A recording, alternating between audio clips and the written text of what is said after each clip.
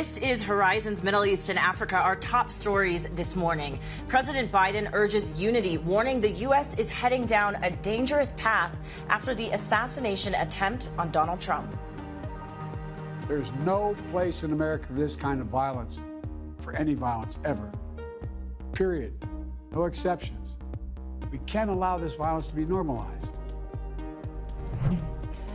Hamas denies it is pulling out of a ceasefire talks a day after an Israeli airstrike on Gaza targeting 2 Hamas officials.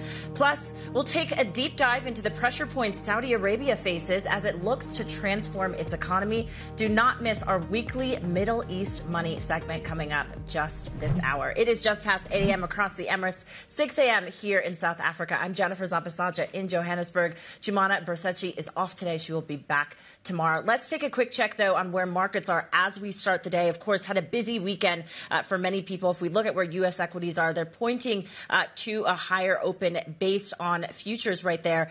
But of course, we're seeing whether or not the rally in U.S. stocks is going to continue as earnings season continues throughout the week. We're also taking a look at where the Bloomberg dollar is right now. It's stronger right now, up nearly to almost 0.2% right there. But also a lot of this is reflecting bets on potentially Trump's return to the White House in November. Also seeing some reaction in Bitcoin as well, touching above 62,000. And also we're paying close attention to where treasuries are right now. They're pointing to, we're seeing futures slightly down right now, but we don't have cash trading cash trading does not start until Europe today. And so we're going to see whether or not this has an impact on where treasuries are in particular, of course, after what we saw over the weekend.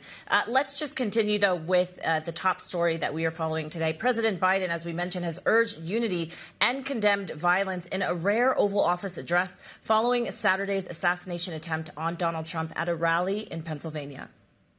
In America, we resolve our differences at the battle box. That's how we do it, at the battle box, not with bullets. The power to change America should always rest in the hands of the people, not in the hands of would-be assassins. For more on this, let's bring in Bloomberg managing editor Derek Wallbank joining us now, been following the story. So, Derek, this was rare for the president to use the bully pulpit, really to try to unite the country. What impact, if any, could this potentially have? Well, look, Jennifer, I think it's a very sobering moment in American politics right now. We are, 2 or 3 inches away from having a very, very different conversation. And I think that reality is really settling over the American electorate. This is going to be a really big week in American politics, and it was meant to be a big week anyway. Donald Trump is meant to unveil his vice presidential pick at some point. That ticket gets confirmed in the Republican convention. Trump is set to deliver one of the most watched speeches of the whole political cycle. Meanwhile, Biden has been trying to shore himself up after his debate performance, and all of that was going to happen anyway. This sort of adds to all of that, and then sort of puts a little bit of I think a moment for reflection on a lot of rhetoric that you've seen in the American electorate that has gotten, as the president said, quite heated.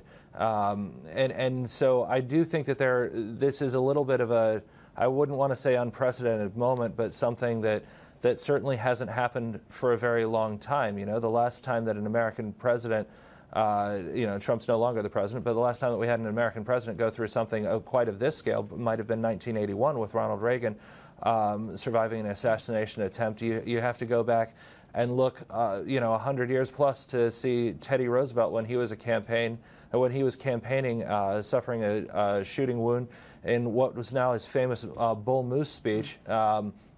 This doesn't really happen a lot in the U.S. political system. It is a grade higher, and as I say, I'm not sure that everyone quite knows how to react and how it's going to play out. And Derek, is it too early to tell then, you're mentioning how it's going to play out. We saw over the weekend Trump's winning odds did go up, and you were mentioning what happened years ago here in the country. Is it too early, though, to tell really what the rest of the campaign looks like? Are we waiting for what we see this week? It's just a wide range of unknowns, but certainly I think political markets are are assessing the overall situation. And you've seen at the start of this week a movement towards what you would call the Trump bull case, right? If you thought Trump was more likely to win, what does that mean? That means dollar up. That means Mexican peso down. That means DJT up in Robinhood overnight trading. That means the Shenzhen meme stock, where the name roughly sounds like Trump wins big, that's limit up. You know, it's all of those sorts of things. You know, from as I say, the quite substantial to the somewhat more frivolous, all sort of moving in that direction of towards pro-Trump. I saw Frank Luntz, the U.S. Political analyst, saying that he sees this as a maybe catalyst to get Trump supporters going from sort of passively supporting to guaranteed voters. Maybe that's worth 1 or 2 percentage points at the polls. But all of this is really, really early. And look, U.S. election campaigns, unlike many of their global counterparts, last a very, very long time. You could run an entire UK election or more in the space we have between now and Election Day. Exactly, which is why this really is, as you mentioned, Derek, unprecedented. Bloomberg Managing Editor Derek Wallbank. Derek, thanks so much for starting us off. Let's continue the conversation with Adam Ramey. He is Associate Professor of Political Science at New York University in Abu Dhabi, joining us now. So, Adam, let's just pick up where we left off with Derek there. I mean, is this an inflection point in the campaign? How do you see this changing what we see in the months ahead? The way I see this is, you know, events like this, assassination attempts, are a rally around the flag effect kind of event in the context of American politics, and indeed politics anywhere around the world. These sorts of events where politicians, former presidents, former legislators, current legislators, who themselves are the victims of violence, find themselves, you know, magnetized, right? People kind of pull toward them at these key moments. And Joe Biden was already facing considerable criticism in wake of his poor debate performance a couple of weeks back, with mounting numbers of legislators within the Democratic Party calling for Joe Biden to step aside in his quest for the presidency in the fall. And so the way I see that is this is just yet another nail in the coffin of the Biden presidency. And I think really shows Donald Trump is the person to beat in the election coming up in November. Well, and Adam, we were talking about sort of the comparisons to other democracies globally. This rally around the flag idea is very unique in terms of that's not really the situation that we're facing right now in the U.S., right?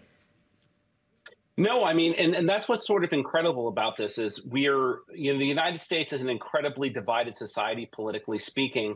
And yet what we are seeing, at least in the short run, the last couple of days, has been a tremendous amount of support toward former President Trump, not on political grounds, but on humanitarian grounds. And I think that for the average American voter who's trying to figure out which way to vote in November, I mean, so many questions had been brought up regarding Biden's ability to serve another 4 years in the White House that were exacerbated after the debate just, a couple of weeks ago. And now on top of this, we see former President Trump, the subject of what seems to be an assassination attempt, really only further, makes him look like a particularly strong person at this point in the election. What changes things, though, Adam? Because, prior to this incident, and in the months prior, it was really about the economy, right? That's what a lot of people were talking about. That's what voters were going to the polls about. Could Biden potentially turn this around if he does tout where the U.S. economy is at right now? I mean, at the end of the day, this election was always going to be a coin flip. Who the coin leaned toward was really the question at the end of the day. And we still have several months between now and the November election. I mean, Biden certainly has a very strong economy to go off of in his pitch to the American public. Inflation appears to be cooling. Unemployment still is at pretty historic lows, and particularly importantly for the average American worker, I think that things look optimistic going forward. The number of new jobs that are being added continues to go up. And so Biden has a particularly strong case there. And so I think as memory of this assassination attempt goes in the past, or potentially former President Trump will commit some sort of gaffe between now and the fall. I think that Biden has opportunities here, but I think the bigger threat that he has at this point are calls from within his own party to step aside. I think that Biden is going to have to sort of steady the Democratic Party ship before he's able to really effectively tackle on the Trump campaign in the fall. And so I think that makes him the underdog. And usually in American politics, the incumbent is almost always considered to be the favorite.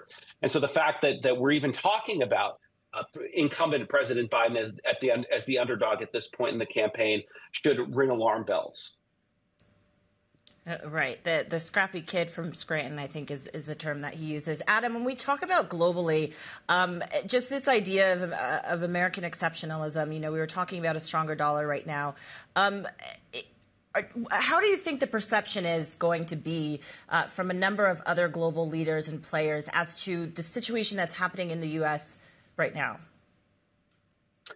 Well, I think that the political instability in the United States in the last several years is something that global markets are continuing to respond to. And regardless of who wins in the fall, right, if Biden wins another term, it's not going to be seen as some sort of great victory for America's image in the world. It would be a Pyrrhic victory at best. And if Trump wins, we're going to get another 4 years of the Trump administration, which is sort of a more America first, inward-looking kind of political and economic order, and I think the United States, despite the fact that its role is needed perhaps more than ever, regardless of who wins in the fall, is not going to be particularly that shining city on the hill that Ronald Reagan famously spoke of during the 1980s, and who's going to step in to fill that is anyone's guess.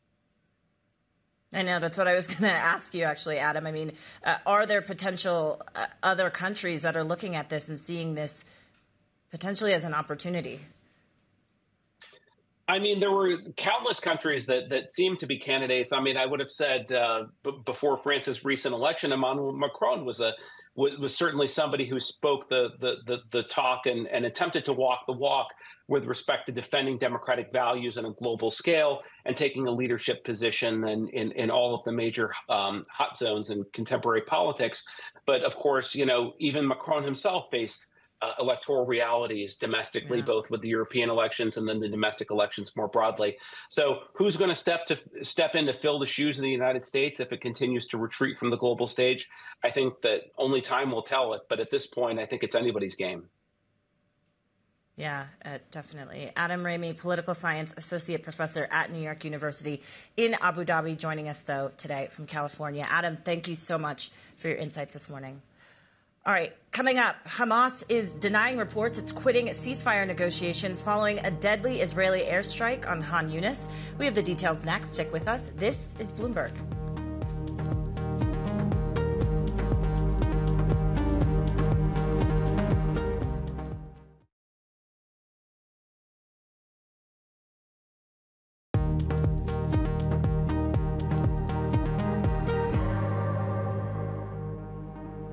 Welcome back to Horizons Middle East and Africa. I'm Jennifer Zabasaja in Johannesburg.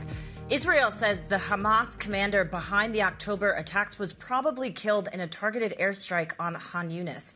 However, Hamas says the military commander is alive. The Gaza militant group has also denied freezing ceasefire negotiations and said at least 90 people were killed and 300 injured in Saturday's strike.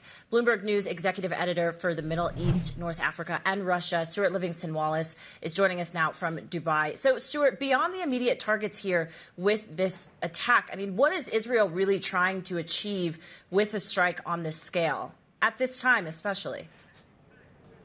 Exactly. I mean, it seems counterintuitive, but I think there are two main aims here. One is obviously the short term, which is to go after these commanders and, again, lop off the head of Hamas as best they can in terms of eliminating the leadership. But the longer term view, I think, is to keep adding pressure. Their feeling within Israel is that if you can take out more and more of the Hamas leadership, ultimately that will force them to the negotiating table. That will put things more favorably in Israel's direction. And ultimately, that is what they want. They want a capitulation from Hamas, and then they can start taking things forward. Now, whether this sort of action can actually achieve things, along the lines that they intend is a difficult matter.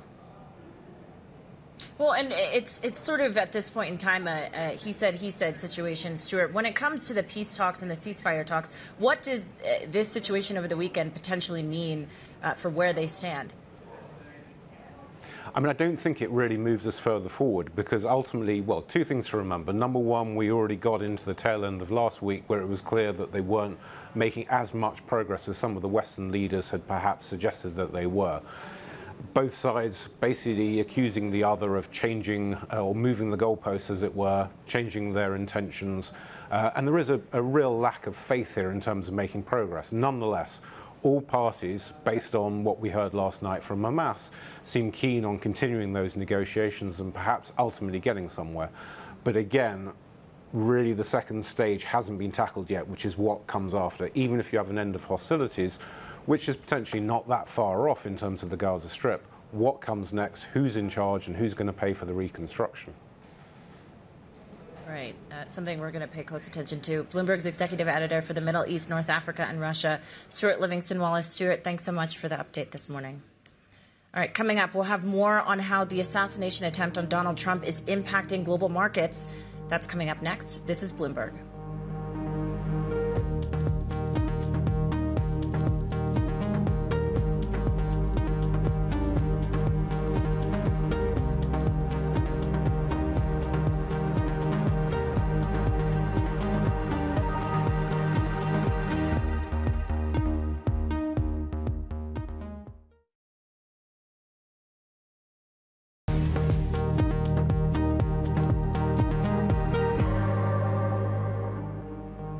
Welcome back to Horizons Middle East and Africa. I'm Jennifer Zabasaja in Johannesburg. The dollar gains and Treasury futures are lower as traders take stock of the likelihood of Donald Trump winning the U.S. presidential election after surviving an assassination attempt over the weekend. Let's bring in Max Kettner, Chief Multi-Asset Strategist at HSBC, joining us this morning from London. So, Max, you know, there is all this talk now about potentially the Trump trade coming back into the picture, given what we saw over the weekend. Are you seeing any marginal moves, any significant moves that you think could potentially gain some more ground as this election continues? Yeah, I don't think significant. I think marginal probably is the word. At the margin, we are seeing it this morning. But let's face it, when we look at the moves from last week, which were really triggered by the lower than expected inflation data. So, you know, that lower dollar move, lower yields and so on. That is just, I guess there's some profit taking place right now. So it's anyone's guess whether that would have happened without the events that have been unfolding over the weekend. So, and I think in terms of the grand scheme of things, when we look at the moves, of course, this morning, they are fairly marginal in terms of size as well. Now, looking forward, right, when we look at, for example, the dollar, we do expect that the dollar should be strengthening a bit. Look at the size of the moves that we've seen over the last 2 weeks or so. Look at cable at 130. Look at, you know, euro dollar pushing towards the 110. You know, look at, for example, yields declining. Look at this massive outperformance of growth stocks in particular. Right, we've seen this massive stock of growth, outperformance of growth stocks, which really was the biggest one since the middle of 2021. A couple of those trades, right, a couple of those positions should be unwound, but that has largely to do how stretched those kind of relative or absolute performances has become. So then, Max, do you think there's any weight potentially then on what we see from earnings season in terms of what we see in terms of U.S. equities? Is that more of the focus? You think that will have some more significant moves? I think definitely. That is going to be much more important when we talk beyond perhaps the immediate reaction, the first couple of hours, or even the first 1 or 2 days. I think it's much more important when we look ahead for the next 3 to 6 months, looking into the second half of the year, what happens on the earnings side of things. Because let's face it, for the first time, by the end of this year, by the fourth quarter, consensus is basically saying that earnings will grow faster among the 493 stocks in the S&P, among those excluding the Magnificent Seven. And that's going to be a huge hurdle. It's, of course, something that is too early to trade now. But we're going to get that first glimpse now in the second quarter reporting season, how really corporates are feeling. Remember that the first quarter really saw corporates and the guidance being a little bit more positive. So according to our measures, when we look at particularly the forward-looking guidance sentiment among corporates, that really started picking up, started improving a bit. We need to see that continuing. Otherwise, those earnings estimates for the second half, they really could be at risk. And that could really then fundamentally challenge this rally in equities. And Max, you had, prior to, I think this weekend, you had said that there's little expectation why safe haven should outperform in the second half. Is your viewpoint now changed slightly? No, absolutely not. I think it's really matters what happens on the earnings side, what happens on the growth side of things. And let's face it, when we look at the growth side of things, the events that have been happening, they are most likely not there to bolster risk sentiment. Right? Those are not the kind of events that make people even more bullish. Now, when we look at our sentiment and positioning indicators, for example, what they are telling us right now, they're still roughly neutral. Our sales signals, our shorter-term sales signals, they're not even sending an ever so tiny sales signal. Not even doing that. So that's the sort of stuff that we need. We need a bit more stretched sentiment positioning. We need really exuberant earnings estimates in order for safe havens to outperform equities and high yield and other risk assets. So we really need a bit more exuberance, both fundamentally, but also in terms of sentiment and positioning, that would really change our view in terms of the performance of safe havens against risk assets. That is not at all what we're seeing right now. All right, Max, great to get your insight this morning. Max Kettner, Chief Multi-Asset Strategist at HSBC. Thanks so much, Max, as always, for joining us. All right, let's take a quick check on where markets are right now as we head into the break. If we take a look at equity futures, pointing to an open on this Monday morning. But, of course, as we've been talking to our guests about, it'll be interesting to see how earnings season really potentially impacts that. We're also seeing NASDAQ futures pointing up, Dow futures up. Eurostock 50 futures, though, potentially pointing to some downside on this Monday morning. We will see. All right. Coming up, Saudi Arabia's vision to reinvent its economy is coming under pressure. A look at some of the challenges facing the kingdom next. This is Bloomberg.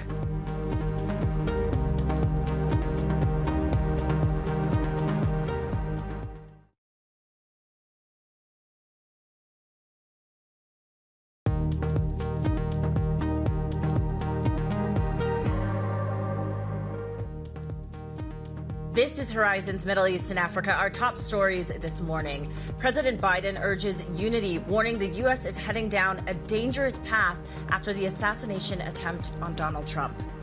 Hamas denies it is pulling out of ceasefire talks a day after an Israeli airstrike on Gaza targeting 2 top Hamas officials. Plus, we'll take a deep dive into the pressure point Saudi Arabia faces as it looks to transform its economy. Don't miss our weekly Mideast Money segment coming up. It is just past 8:30 a.m. across the Emirates, 6:30 a.m. in South Africa, where I am. I'm Jennifer Zapasaja in Johannesburg. A quick check on where markets are right now. S&P futures pointing to a higher open this Monday. Of course, as we've been talking to our guests, potentially earnings season has an impact on that. We're also taking a look at Treasury futures. They are closed in Japan, but we are going to see them open in Europe. So we'll see whether or not the impact of the Trump trade, as many people are talking about, has an impact on what we see there with the 10-year. The Bloomberg dollar up slightly higher, and as well, Bitcoin also having some reaction to what we saw over the weekend, touching above 62,500 there. All right, let's check in on how markets in Asia, though, are faring. Avril Hong is standing by in our Singapore studio. Hey, Avril. Yeah, Jen, we're seeing a bit of the so-called Trump trade in the Asia-Pacific as well, a knee-jerk reaction to the attack over the weekend. And the Korea defense as well as nuclear-related stocks are the ones helping to cap the declines on the Kospi. We're also seeing weakness in the offshore yuan, though it might be capped in a way, those declines, by the expectations of Fed easing as well as the PBOC today refraining from easing. And this comes on a day where there was a big miss in China data, which is why the Hang Seng is performing the way that it is. Flip the board and let's talk through the numbers on the Chinese activity indicators, where GDP growth, big miss there, 4.7%. But the pain point clearly is in retail sales, where it missed all economists' forecasts. And it just reinforces here the need for a boost from the third plenum, that key policy gathering that's underway this week. Jen? Thanks so much, Avril Hong in Singapore for us. Now let's turn to Saudi Arabia and the hurdles the Crown Prince is facing in his efforts to transform the economy and pivot away from oil. The kingdom's budget has been in deficit for 6 straight quarters as oil and non-oil growth slows and spending steadily rises. To counter this, Saudi Arabia has turned to the bond markets, becoming the biggest issuer of international debt in emerging markets this year. However, it's not quite enough, leading to Vision 2030 projects being downsized and funding being cut. To tell us more about this, Bloomberg's Middle East economics and government reporter Abir Abu Omar is joining us from Dubai. Wrote a really wonderful story on the terminal out now. So Abir, why is Saudi facing this stress test to now accomplish the Vision 2030 now? I mean, what is the timeliness of this? Good morning, Jen. So, I mean, yes, you pretty much summed it up right there. This is the first year, or, for the past 6-7 months, we've been seeing that parts of Vision 2030, which was announced 8 years ago, are facing some challenges. Now, that's not to say, that the vision is a failure. That's not to say that the targets are not going to be accomplished. It's just to say that visions or metrics of this size are bound to face some challenges down the line. And it's been 8 years since that vision has been announced, and now we're starting to see some obstacles. One story that we reported last week was that NEOM, one of the biggest projects in the kingdom right now, is facing a 20% budget cut. Other projects like Qiddiya Coast, which was not announced, but we know that it was a project that was going to happen. Now we know that that project has been slashed, for example. But one thing that I noticed writing the story, speaking to a lot of analysts and economists and people watching Saudi very closely, is what a lot of them said. One keyword that stood to me was maturity, right? This is a sign that the Saudi vision, or that the Saudi metrics, are facing maturity right now. They're starting to realize what metrics can be accomplished and what metrics need to be slashed or prioritized. And again, prioritized is a word here because Finance Minister Mohammed Jadaan late last year told us that some Vision 2030 projects are indeed going to get prioritized. Because, Jen, I mean, oil prices are not at the same level that they were in 2022. The budget is envisaging a lot of higher spending than last year as well. So, again, not a failure, not that, the vision is not going to happen, just obstacles along the way that need to be addressed. So then what now, Abir? What is it that you and the team see as sort of the key points to pay close attention to when it comes to this transformation? So obviously, Jen, we can't limit down the economy of Saudi Arabia to just a few key points. But for the sake of the story that we did this morning, what we decided to focus on is key metrics. So 5 of them. We decided to focus on spending, or rather overspending that is happening in Saudi Arabia. We decided to focus on FDI. FDI in the first quarter was around $2.5 billion, according to government estimates. Now, that's only a fraction of this year's target of about $29 billion. We decided to focus on debt. And as you mentioned early on, Saudi Arabia is now the biggest issuer in emerging markets. It displaced China with around $46 billion in issuance so far this year. Now that's including sovereign and corporate bonds. We also decided to focus on one thing that is a sticky point in Saudi. And, if you were to speak to Ziad from our Bloomberg economics team, who would tell you that the biggest challenge facing Saudi Arabia is the fact that its reliance on oil is still unwaning. It's still, Saudi Arabia is going through a diversification push. It is diversifying. It is better than the position that it was in 10 years ago, but it still heavily relies on oil prices, and the fact that they cut production last year didn't really affect oil prices in a sustainable manner where it got us back to $100 per barrel like in 2022. So those are some of the key issues that we decided to focus on. Yeah, and we're taking a look at where oil is right now. Bloomberg's Middle East economics and government reporter Abir Abu Omar in Dubai for us. Abir, thanks so much for your reporting. For more on this, let's bring in Farouk Soussa. He is the MENA Economist at Goldman Sachs. So, Farouk, thanks so much for joining us. Abir was just outlining there some of the talk that she has heard from analysts saying that this is really the Saudi metrics facing maturity. Is that how you would characterize this? Yeah, I mean, to a certain extent. I mean, I think we have to be very careful not to catastrophize what's happening in Saudi Arabia. This is in my opinion, this is quite a normal process for a country that is moving away from a reliance on oil, and yet still has that heavy reliance on oil. We know that there are fiscal pressures. Those fiscal pressures have come and gone over the years, depending on where production numbers are, where prices are. But what we do know also is that Saudi Arabia in the past has always been able to adjust. It's either on the fiscal side, we've seen Saudi Arabia being exceptional in terms of putting things in place like wage freezes and other things that other countries would find very, very difficult to do. So it's got that flexibility in its policy-making environment that other countries, particularly developed countries and Western democracies, don't have. And so that adjustment gives us that ability to adjust gives us a huge amount of comfort that Saudi Arabia is able to deal with whatever challenges it's facing.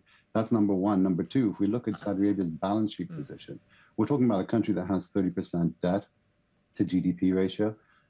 Yes, it's issuing more in international markets, and I think that creates questions around how much Saudi risk markets can absorb. But in terms of capacity to bear more debt, and it's second to none in the world. Also, it's got a huge amount of fiscal reserves and FX reserves. So, I mean, from a balance sheet position, we're extremely relaxed as well. Does it potentially, though, Farouk, change your forecast in terms of where we see the economic growth potential for this economy, or you just think this is really sort of riding the ship and it's normal, as you were saying? When it comes to economic growth, the extent of projects that Saudi Arabia has on paper to execute would be, I think, beyond the capacity of the economy to implement. In other words, we would be starting to worry about things like overheating in the economy should the Saudis go ahead and push with every single project that they've talked about. Now, we don't know, and we haven't heard any official confirmation that any of these projects have been curtailed in any way. But in our view, that wouldn't be a bad thing coming to this maturity point. It would actually be a good thing, particularly from a debt investor perspective, that the Saudi doesn't push too hard, doesn't stretch its fiscal too much, doesn't stretch its external accounts too much in order to implement these projects. So the investor community would actually prefer that some of these projects were scaled back. Now, from a growth perspective, like you said, this is an equity investor story. Will this have a negative impact on the potential for sectoral growth in Saudi Arabia? Again, I don't think so, because we're going from a stretched position where you have effectively, you're effectively trying to grow the economy beyond its capacity to somewhere more sustainable, which ultimately is better for longer term growth. And you said, Farouk, investors could potentially see this as a benefit. When we talk about FDI, Abir had in her story sort of the numbers there in terms of FDI and where the country, the kingdom wants to be at.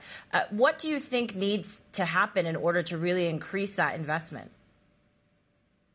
So now we're talking about structural challenges, right? So FDI and Saudi Arabia's ability to attract FDI is a structural challenge.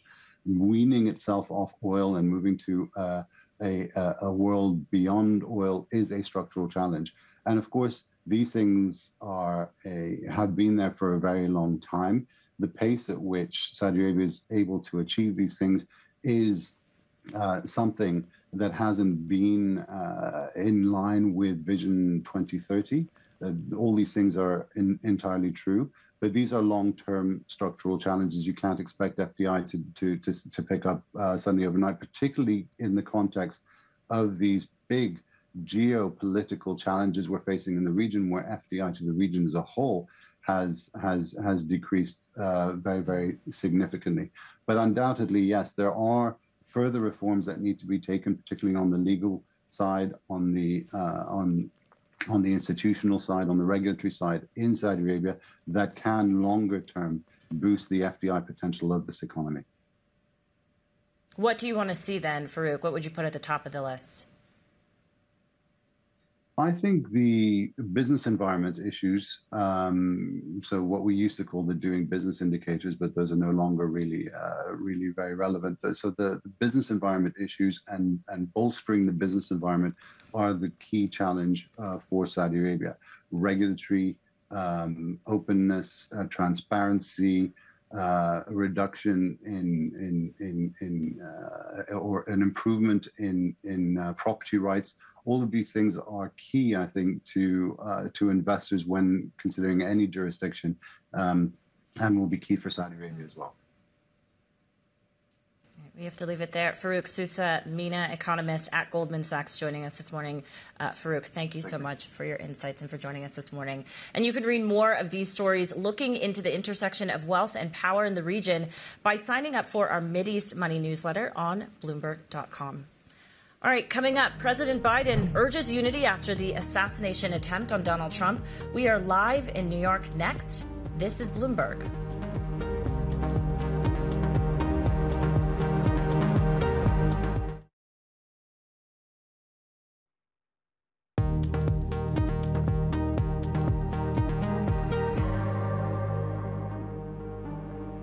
Welcome back to Horizons Middle East and Africa. I'm Jennifer Zabasaja in Johannesburg.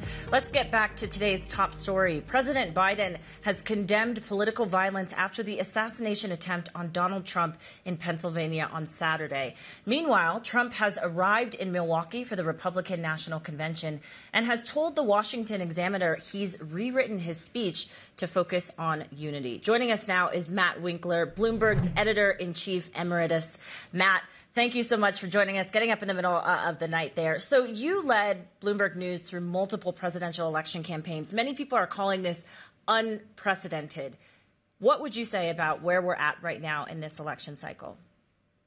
Well, if we use, and it's great to be with you, of course, if we use history as a guide, there actually have been several examples where there have been assassination attempts, and actually they have not materially changed if you like, the outcome over a significant period. And what I'm referring to is Theodore Roosevelt, for example, was shot really just a month before the election. It didn't change the election. And then more recently, in the 70s, there were 2 attempts on President Gerald Ford. And of course, Ronald Reagan was also shot. And it didn't change the trajectory there. I think what's different here is that Trump is, in fact, running as an authoritarian. And so that makes, if you like, the aftermath of this assassination attempt probably somewhat different. You could say America at the moment might be the least stable great power, just because Trump is running on a platform that we all know is based on punishing his enemies wherever they may be. So if history is any guide, perhaps this too shall pass. On the other hand, the candidate that Trump represents is someone different than we've seen in the past. I wonder, Matt, we have the Republican National Convention coming up this week. We also heard from President Biden overnight. What would change the tone? I mean, did Biden's speech do enough? Can Trump do anything? What's your take? Well, our profession, if you recall, just 48 hours ago was thinking that President Biden himself was in jeopardy. And yet this very unfortunate event has really changed the equation. And Biden, in fact, did what you would like presidents to do. He spoke to the nation, and he said, we need to come together. And so far as I can tell, that speech was fairly well received. And there isn't really any pushback for it, as there shouldn't be. Matt, let's also pivot to another democracy you've zeroed in on, which is South Africa. We just went through here in South Africa elections not too long ago. And you in particular are taking a look at sort of the market reaction. Leading up to the election, there was a lot of concern. There was a lot of unease in the markets. Why did you want to take a look at where they're at right now and what investors are feeling right now? Well, Bloomberg being Bloomberg, I would say leave it to the bond market to give us the best, if you like, indication of where things are headed. And the bond market today is telling us that democracy is really a capitalist tool. And that's really true in South Africa, where if you look at rand-denominated debt securities, are #1 in the world after the May general election that ousted the African National Congress as the parliamentary majority for the first time since apartheid ended 30 years ago. This is really actually a good news story, a big story, because investors are saying that this beleaguered nation of 61 million people is on the right path at this point, and it took quite a while, but you now have a coalition government. The ANC is going to be working with the Democratic Alliance, and the bond market, which is really, if you like, global investors around the world, are saying this is maybe the best news we've had about South Africa in quite some time. Now, how do we know this is so favorable? The projections or forecasts for South African gross domestic product have been upgraded 4 times since we knew this election was coming. And on top of that, the expectations for inflation in South Africa are abating significantly. And we haven't seen that combination in more than a decade. So this is really a great story, if you will, in a sea of bad news going way back for South Africa. Yeah, definitely welcome for the country. Matt Winkler, Bloomberg's editor-in-chief emeritus. Thank you so much, Matt, and everyone should read the story that is out now. All right, we're sticking in the region coming up. More trouble for Kenya. The East African nation now expects its budget gap to widen to 3.6%. The details next. This is Bloomberg.